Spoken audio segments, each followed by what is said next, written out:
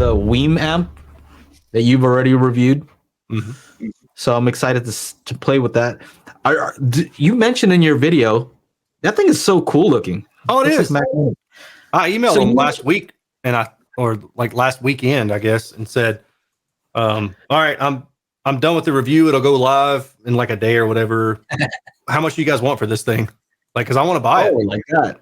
So, that's the best endorsement you can have if you want to buy it. I like it. I think it's great for what it is, man. I'm actually really looking forward to. I never paid attention to WiiM, but when I got in, and I was pretty impressed. So now I've paid attention to. I guess they've got something called the WiiM Ultra coming out soon, which is like and it's supposed to have HDMI input and all that kind of stuff. You know, I was like, oh sweet, I need that because then I can run that out to my separate power blocks or my mono blocks for my mains. That'd be pretty sweet. Which separate mono blocks? Those are done. Oh, you're talking about the little orange knob thingies? No. The or something. Oh, you got March Audio. They use Purify Class D modules. Oh, okay. So it's a P501. They're like, I guess 500 watts by one channel. I got 2 of those. All right, and that's at 4 ohm. All right. That NAD thing is awesome, dude. I want one of those, but I've already got the other mono blocks that I plan to use, right? So I don't need more stuff. So you mentioned on your video that the WiiM has 4 bands of PEQ, but then you kind of said something like, yeah, you might have 8. What is that? Yeah. What's that about? So I saw on the forum there that apparently WiiM is very active in the community as far as posting on their forums, updates and things like that, which is really awesome. But I saw on the forum that their plan is to have, what's it? Like equalization, hold on. What's what I'm looking for here? I don't know if it's direct, but it's room EQ, I think. And then they're also going to have 8 bands of equalization added to a new update at some point. What's room EQ? What was that? WiiM amp room EQ. Let me see. Maybe they call it room correction. Room correction? You might just have to Google it. It's on their forum. We'll be happy to test the beta test upcoming WiiM room correction.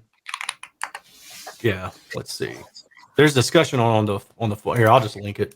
I am registered on that forum because I asked for more.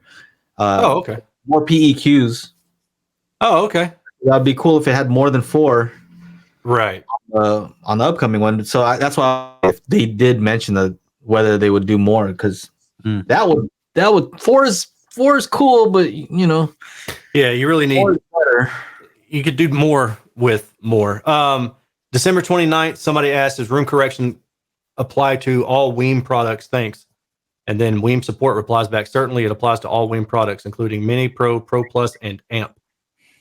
So that'll be cool, man. That's great. Here's a question from Marv. Does the WiiM amp have delay control for the sub pre-out? No, it doesn't. And the one thing I did not measure, and I'm glad he said that because maybe I can go back and measure the actual delay time out of the subwoofer pre-out compared to the main. Coming out of the sub? Yeah, I'd be curious to know what that is. I didn't do it because I didn't even think about it until after I'd already done my review, and then I thought, that would have been nice to know because I did measure out the pre-out voltage, which was just under 2 volts, so it's probably 2 volts RMS. But yeah, the thing is, I always say you need to delay. Usually, with most DSP subs, you need to be able to delay your main speakers to match. Because if there's a significant amount of delay, you can hear that. Yeah. And then you'll get the audio file saying, oh, yeah, the bass is slow. Yeah. Yeah, it is. It's milliseconds behind. It really is delayed. Yeah. It is actually slower. So, that's one thing I wish that more companies would think about. Yeah. Like, I need to be able to delay the other speakers because that's, any AVR can do that. You can add a mini DSP to the WiiM. Yeah, but I think the whole purpose of it is like an all-in-one box because then you add a mini DSP. Now that's like $200 something bucks to a $300 device. Now you're 5 something. And then you start to creep into the territory of like, why don't I just get an AVR of some sort? Maybe a cheap AVR, it has HDMI, has PEQ, has amplification, does the same stuff.